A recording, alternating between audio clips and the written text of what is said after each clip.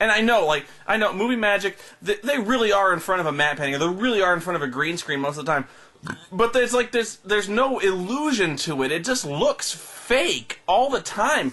Part of what made the Indiana Jones movies so great in the beginning was the use of practical effects. They didn't rely too much on digital technology. They didn't rely too much on green screen. You actually felt like they were there because they were there. And I know they used a lot of stuntmen before. I didn't really believe, you don't really believe Harrison Ford is really there doing all this stuff. But there was somebody there doing that stuff. There was some kind of real kinetic feeling that you felt like Indy was in danger. There was menace to the bad guys. There was impact behind the punches.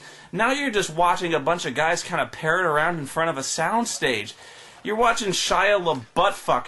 He's dancing around on Humvees, getting his crotch slapped by branches a half dozen times. Watching people get hit in the balls is really funny, isn't it? You can see George Lucas's fingerprints all over this shit too. Why? How many times do they spend this nickel where you see animated prairie dogs kind of like hee doing this little laughing thing? You see monkeys with greaser haircuts.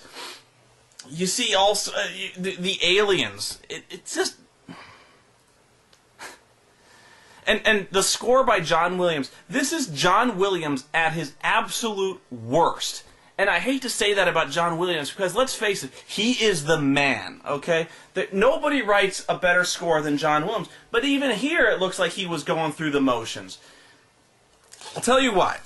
For instance, you watch any one of those Indiana Jones movies, and you can identify it by the score alone, okay? They always have the trademark Indiana Jones theme, but there's always something distinctive about every single score. If you can remember any single orchestral hook or theme from Kingdom of the Crystal Skull, that's not just the Indiana Jones riff, I will give you a fucking medal, okay? It's just so forgettable. There's nothing memorable about that score.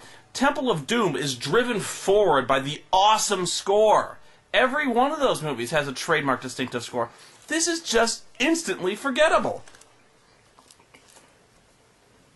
It's worse than Transformers.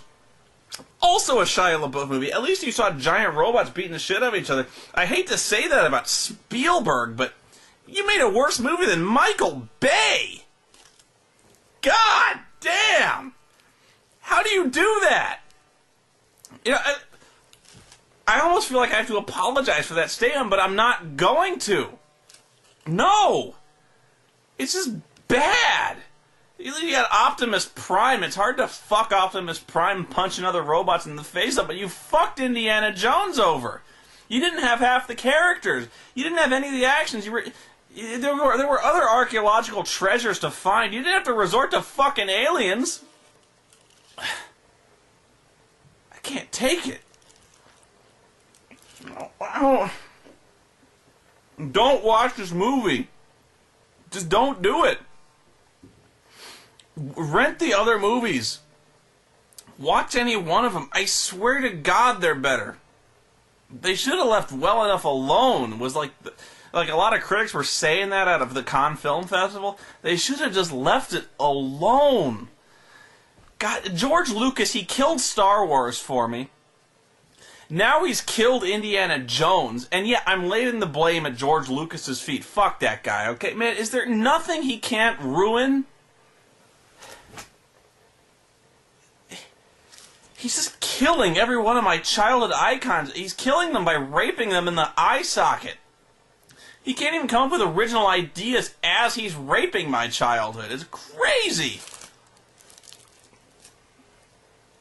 Alright, I'm going to turn this off because I got to finish my sandwich. I know I was just kind of rambling, but that's the point. I had to ramble about this to somebody. And I know I'm going to get hate mail.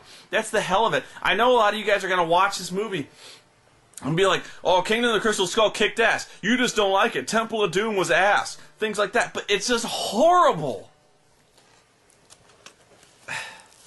Just don't watch it.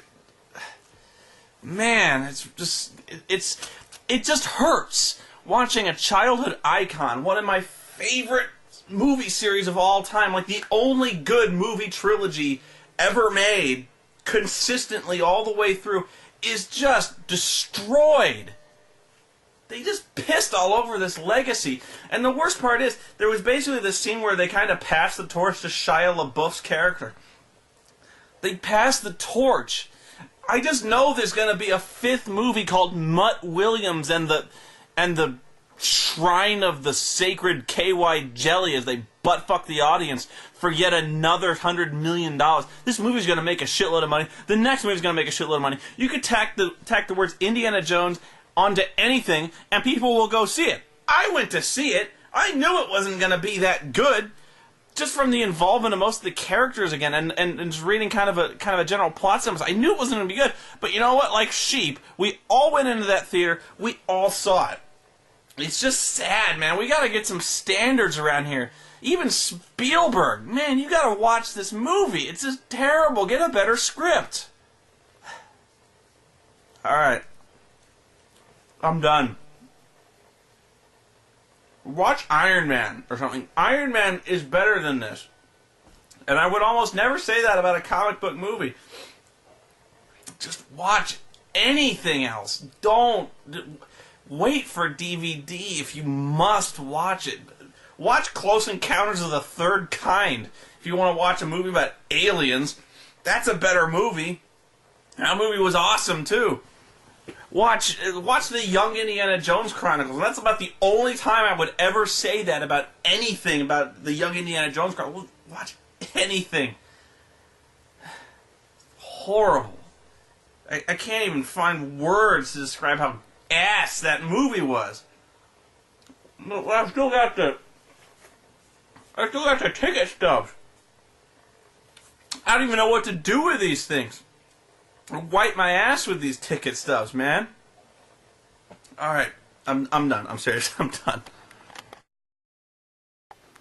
Wait, no. That reminds me of something else. I can't believe I forgot this part. I'm so stunned that I actually forgot the worst part of this movie. Okay, at the very beginning, there's this thing where the communists chase Indy into this little like fake town they use to bomb, to simulate the nuclear bomb tests.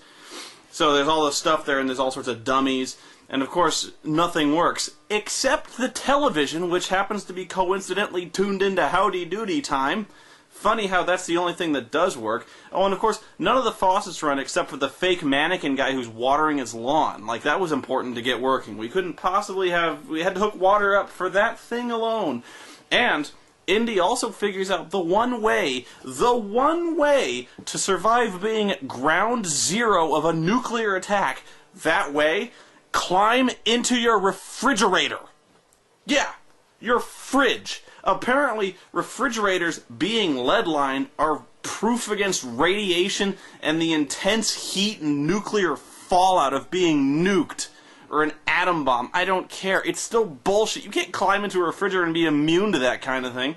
You're immune to the radiation, and of course he gets out of the thing. He's within spitting distance of the mushroom cloud, and he's not sterile or dying of radiation poisoning or anything. It's just fucking ridiculous. Oh, and apparently Shia LaBeouf can swing on vines like Tarzan by watching the greaser monkeys at a speed of over 50 miles an hour to catch up with a bunch of jeeps speeding down 2 parallel roads in South America. Who the hell beat out 2 roads that go parallel through the middle of the jungles of South America? Can you explain that to me, please? God! Every aspect of this movie just doesn't make any sense. It's terrible. Okay, I'm done. I'm seriously done. Okay.